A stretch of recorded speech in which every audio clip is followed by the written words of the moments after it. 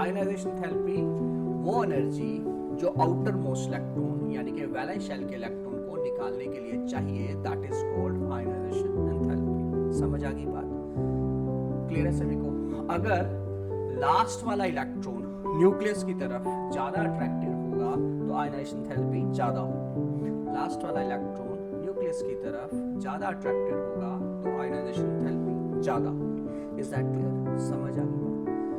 आप जानते हैं along the period nuclear charge increase करता है, along the period nuclear charge increase करता है अप टू मिडल। उसके बाद थोड़ा सा कम इंक्रीज करता है, क्योंकि मैंने कहा था कि जो हमारे पास डी सब शेल है 3d और 4s के केस में 4s में 2 इलेक्ट्रॉन आ गए, उसके बाद डी में 1 आएगा, फिर 2 आएंगे, फिर 3 4 5 ऐसे बढ़ते जाएंगे। तो डी सब शेल इनर होने के कारण ये बाहर वाली शेल को क्या करेगी? रिपेल करेगी। Is that clear to all fine? जिसके कारण न्यूक्लियर चार्ज उतना ज्यादा इंक्रीज नहीं करता। तो इसीलिए हम बोलते हैं आयनाइजेशन एनर्जी इंक्रीज तो करती है अलोंग द सीरीज, लेकिन ये बहुत ज्यादा रेगुलर नहीं है। आयनाइजेशन एंथैल्पी 3 चीजों पे डिपेंड करती है। एक फैक्टर नहीं कंट्रोल करता, आयनाइजेशन एंथैल्पी को एक फैक्टर नहीं कंट्रोल करता, जो मैंने बोला अट्रैक्शन।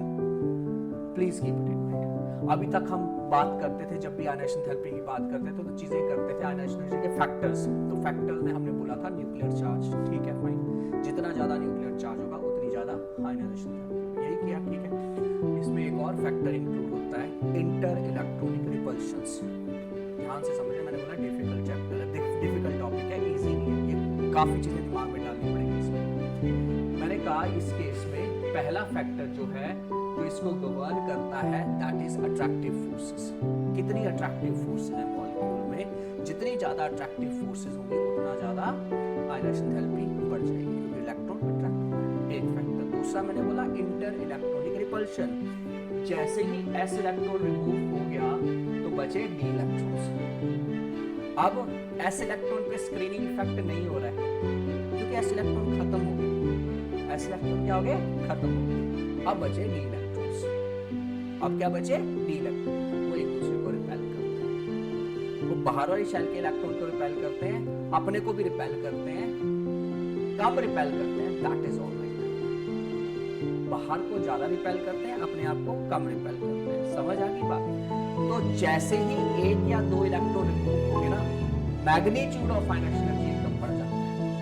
मतलब फर्स्ट आयनाइजेशन एंथैल्पी होती है फर्स्ट इलेक्ट्रॉन को निकालना, सेकंड आयनाइजेशन एंथैल्पी होती है सेकंड इलेक्ट्रॉन को निकालना, थर्ड आयनाइजेशन एंथैल्पी होती है थर्ड इलेक्ट्रॉन को निकालना।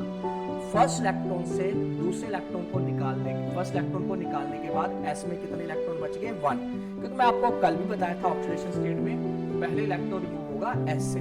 पहला इलेक्ट्रॉन s का रिमूव होने के बाद एनर्जी रीडिस्ट्रीब्यूट करती है, ठीक है फाइन। ऑब्वियसली न्यूक्लियर चार्ज थोड़ा इंक्रीज करेगा, तो थोड़ी आयनाइजेशन एनर्जी बढ़नी चाहिए। जैसे सेकंड इलेक्ट्रॉन रिमूव कर देते हैं और थर्ड इलेक्ट्रॉन के रिमूवल की बारी आती है तो बच जाते हैं d इलेक्ट्रॉन्स। तो अब आयनाइजेशन एंथैल्पी का मैग्नीट्यूड बहुत ज्यादा इंक्रीज करेगा, बहुत ज्यादा हाई आयनाइजेशन एंथैल्पी चाहिए थर्ड वाली, क्योंकि d इलेक्ट्रॉन अब आपस में इतना रिपेल नहीं कर पा रहे हैं। क्लियर है सर को? यहाँ पे एक और फैक्टर आता है जिसको बोलते हैं हम third factor, that is exchange energy. अगर आपको पूछा जाए आयनाइजेशन एनर्जी कितने फैक्टर्स पे डिपेंड करती है, तो आप बोलोगे 3 फैक्टर्स। कौन कौन से 3 फैक्टर? पहला अट्रैक्शन, दूसरा रिपल्शन, तीसरा exchange energy. What is this exchange energy?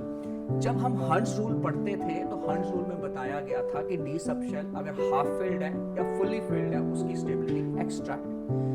Plus 1 में हमने पढ़ा था हंस रूल, उसमें हमें बताया गया था कि जो डी सब शेल है अगर वो आधी भरी है या पूरी भरी है तो उसमें स्टेबिलिटी एक्स्ट्रा होती है, मतलब उसकी एनर्जी कम होती है, उसकी एनर्जी कम होती है। तो जैसे ही s के 2 इलेक्ट्रॉन्स निकल गए और अगर डी सब शेल हाफ फिल्ड है या फुल्ली फिल्ड है तो स्टेबिलिटी एक्स्ट्रा है, तो स्टेबिलिटी एक्स्ट्रा है। उस एक्स्ट्रा स्टेबिलिटी के कारण उसको इलेक्ट्रॉन को निकालना मुश्किल है। यानी कि थर्ड आयनाइजेशन एंथैल्पी की अगर हम बात करते हैं, मैग्नीज की थर्ड आयनाइजेशन एंथैल्पी ज्यादा है एज कंपेयर टू आयरन। अब ये समझो क्या चीज बताना चाह रहा हूं। आयरन के केस में अगर आप कॉन्फ़िगरेशन करते हैं आयरन का एटॉमिक नंबर 26, तो आपको मैंने बताया डी से याद रख लो 4s2 3d6, यानी कि s में 2 इलेक्ट्रॉन और d में कितने इलेक्ट्रॉन बेटा? d में 6, 1 2 3 4 5 और 6। तो ये जब 2 इलेक्ट्रॉन निकल गए ये आयरन से। अगर मैग्नीज की बात करते हैं तो उसका एटॉमिक नंबर है 25, यानी कि 4s2 3d5। तो s में कितने इलेक्ट्रॉन 2 और d में कितने इलेक्ट्रॉन 5, 1 2 3 4 5। अगर ये 2 इलेक्ट्रॉन निकल गए, अब ये स्टेबल है ना, तो इसमें से इलेक्ट्रॉन निकालना ज्यादा मुश्किल है, इसमें से इजी है क्योंकि इलेक्ट्रॉन निकाल के अब स्टेबल बनेगा ये। तो थर्ड आयनाइजेशन एनर्जी मैग्नीज की ज्यादा होगी as compare to iron. Exactly ऐसा जहां जहां नजर आएगा वहां पे देखना पड़ेगा। क्लियर है सभी को? कल एक और केस करवाया था, मैंने कहा था क्रोमियम की +3 ऑक्सीजन स्टेट बहुत ज्यादा स्टेबल होती है, क्योंकि आयनाइजेशन एनर्जी से रिलेटेड मैं इसमें समझा दे रहा हूँ। क्रोमियम के केस में क्रोमियम की कन्फिगरेशन होती है 4s2 3d, 4s1 3d 5। तो जब 3 इलेक्ट्रॉन रिमूव हो गए तो 3d में कितने इलेक्ट्रॉन आ गए 3। क्लियर है सभी को? जब आपके पास d और s को मिला के कितने इलेक्ट्रॉन थे 6 में से 3 चले गए तो कितने बचे 3। ये 3 की कॉन्फ़िगरेशन स्टेबल है, क्यों? अगर आपको याद है क्रिस्टल फील्ड स्प्रेडिंग, मैंने कहा 3 ऑर्बिटल नीचे 2 ऑर्बिटल ऊपर। तो ये 3 इलेक्ट्रॉन हाफ फील्ड है, यहाँ पे एक्सचेंज एनर्जी का कांसेप्ट है। ये T2G सेट ऑफ ऑर्बिटल है जिसमें 3 इलेक्ट्रॉन है, ये ज्यादा स्टेबल है। और ये कितना स्टेबल है, ये इवन Mn2 पॉजिटिव से भी ज्यादा स्टेबल है। Keep it in mind, Cr3 positive even Mn2 positive से भी ज्यादा स्टेबल है। एक और एलिमेंट है जो T2G3 हाफ कॉन्फ़िगरेशन में स्टेबल होता है, वो है वेनेडियम। वेनेडियम के अगर 2 पॉजिटिव है वो भी ज्यादा स्टेबल है, क्योंकि वेनेडियम की कॉन्फ़िगरेशन होती है 4s2 3d3। अगर इसमें से 2 इलेक्ट्रॉन निकल गए तो d में कितने बचे 3, जैसे क्रोमियम में, ये भी स्टेबल है। 2 एलिमेंट है जो इस तरह स्टेबिलिटी अचीव करते हैं, एक वेनेडियम के ऊपर 2 पॉजिटिव चार्ज और एक क्रोमियम के ऊपर 3 पॉजिटिव चार्ज। क्लियर है सभी? पे क्वेश्चन पूछते हैं, आपके स्कूल्स में पूछेंगे, बोर्ड में भी पूछेंगे, ठीक है फाइन, इंपॉर्टेंट है ये। क्लियर है सभी को? चलो ऑक्सीडेशन स्टेट का मैंने कल बताया था, बताऊंगा, ठीक है। अब बचा कॉपर का, मैंने बताना है कॉपर 2 पॉजिटिव ज्यादा स्टेबल है एज कंपेयर टू कॉपर 1+, वो भी आज मैं बता दूंगा।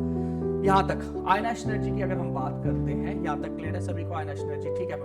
अलोंग द सीरीज का ट्रेंड आपको क्लियर है, ठीक है। डाउन द सीरीज जाते हैं, जैसे जैसे डाउन द सीरीज जाते हैं तो थर्ड और फोर्थ ट्रांजिशन सीरीज में जो एलिमेंट्स होते हैं उनकी आयनाइजेशन एनर्जी थोड़ी सी इंक्रीज कर जाती है डिक्रीज करने के बजाय, क्योंकि उनमें इनर f इलेक्ट्रॉन है जिनका स्क्रीनिंग इफेक्ट क्या है, पुअर। मैंने लास्ट टाइम कल भी बताया है कि f इलेक्ट्रॉन का स्क्रीनिंग इफेक्ट पुअर होता था, जिसके कारण थर्ड से हम फोर्थ ट्रांजिशन सीरीज में जाते थे तो रेडियाई क्या हो जाता था, स्मॉल। बढ़ना चाहिए था, हो क्या जाता है, छोटा। Is that clear to all? समझ आ गया सबको? So this is all about ionisation energy. लिखो बेटा, कोई डाउट है तो पूछ सकते हो।